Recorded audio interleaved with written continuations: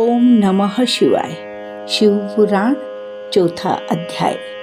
चंचुला की शिव कथा सुनने में रुचि और शिवलोक गमन।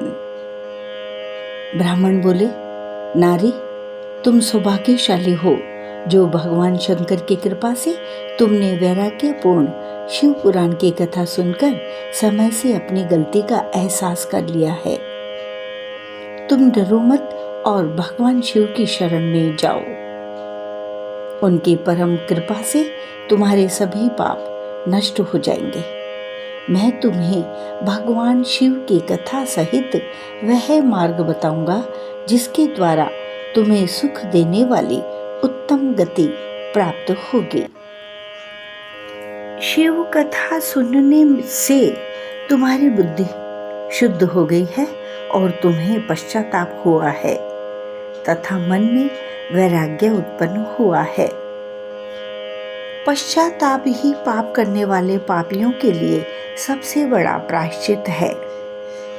पश्चाताप ही पापों का शोधक है।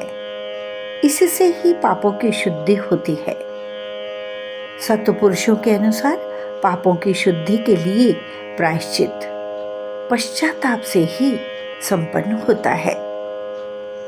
जो मनुष्य अपने कुकर्म के लिए पश्चाताप नहीं करता वह उत्तम गति प्राप्त नहीं करता, परंतु जिसे अपने कुकृत्य पर हार्दिक पश्चाताप होता है वह अवश्य उत्तम गति का भागीदार होता है। इसमें कोई शक नहीं है। शिव पुराण की कथा सुनने से चित्त की शुद्धि एवं मन निर्मल हो जाता है। शुद्ध चित्त में ही भगवान शिव व पार्वती का वास होता है। वह शुद्धात्मा पुरुष सदा शिव के पद को प्राप्त होता है। इस कथा का श्रवण सभी मनुष्यों के लिए कल्याणकारी है, अतः इसकी आराधना व सेवा करनी चाहिए। यह कथा भव बंधन रूपी रोग का नाश करने वाली है। भगवान शिव की कथा सुनकर हृदय में उसका मनन करना चाहिए। इससे चित्त की शुद्धि होती है। चित्त शुद्धि होने से ज्ञान और वैराग्य के साथ महेश्वर की भक्ति निश्चय ही प्रकट होती है तथा उनके अनुग्रह से दिव्य मुक्ति प्राप्त होती है। जो मनुष्य माया के प्रति आसक्त है वह इस संसार बंधन से मुक्त नहीं हो पाता। हे ब्राह्मण पत्नी, तुम अन्य विषयों से अपने मन को हटाकर भगवान शंकर की इस परम पावन कथा को सुनो। इससे तुम्हारे चित्त की शुद्धि होगी और तुम्हें मोक्ष की प्राप्ति होगी। जो मनुष्य निर्मल हृदय से भगवान शिव के चरणों का चिंतन करता है उसकी एक ही जन्म में मुक्ति हो जाती है। सूत जी कहते हैं, शौनक, यह कहकर वे ब्राह्मण चुप हो गए। उनका हृदय करुणा से भर गया। वे ध्यान में मग्न हो गए। ब्राह्मण का उक्त उपदेश सुनकर चंचुला के नेत्रों में आनंद के आंसू छलक आए। वह हर्ष भरे हृदय से ब्राह्मण देवता के चरणों में गिर गई और हाथ जोड़कर बोली, मैं कृतार्थ हो गई। हे ब्राह्मण, शिव भक्तों में श्रेष्ठ स्वामी आप धन्य हैं। आप परमार्थदर्शी हैं और सदा परोपकार में लगे रहते हैं। साधो, मैं नरक के समुद्र में गिर रही हूँ, कृपा कर मेरा उद्धार कीजिए। जिस पौराणिक व अमृत के समान सुंदर शिव पुराण कथा की बात आपने की है उसे सुनकर ही मेरे मन में वैराग्य उत्पन्न हुआ है। उस अमृतमयी शिव पुराण कथा को सुनने के लिए मेरे मन में बड़ी श्रद्धा हो रही है। कृपया आप मुझे उसे सुनाइए। सूत जी कहते हैं, शिव पुराण की कथा सुनने की इच्छा मन में लिए हुए चंचुला उन ब्राह्मण देवता की सेवा में वहीं रहने लगी।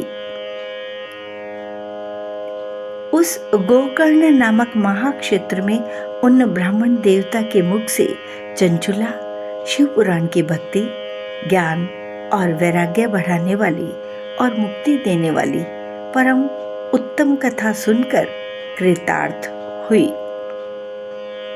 उसका चित्त शुद्ध हो गया। वह अपने हृदय में शिव के सगुण रूप का चिंतन करने लगी।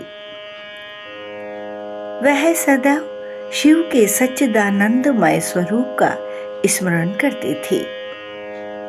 तत्पश्चात अपना समय पूर्ण होने पर चंचुला ने बिना किसी कष्ट के अपना शरीर त्याग दिया। उसे लेने के लिए एक दिव्य विमान वहां पहुंचा।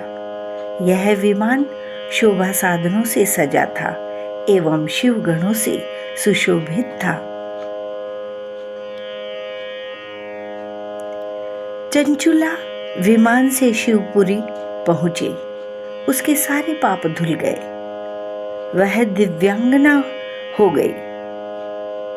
वह गौरांगी देवी मस्तक पर अर्धचंद्र का मुकुट वह अन्य दिव्य आभूषण पहने शिवपुरी पहुंची। वहां उसने सनातन देवता त्रिनेत्रधारी महादेव शिव को देखा।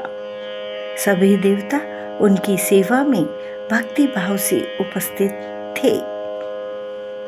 उनकी अंग कांति करोड़ों सूर्यों के समान प्रकाशित हो रही थी। 5 मुख और हर मुख में 3-3 नेत्र थे। मस्तक पर अर्धचंद्राकार मुकुट शोभायमान हो रहा था। कंठ में नील चिन्ह था। उनके साथ में देवी गौरी विराजमान थी, जो विद्युत पुंज के समान प्रकाशित हो रही थी। महादेव जी की कांति कपूर के समान गौर थी। उनके शरीर पर श्वेत वस्त्र थे तथा शरीर श्वेत भस्म से युक्त था।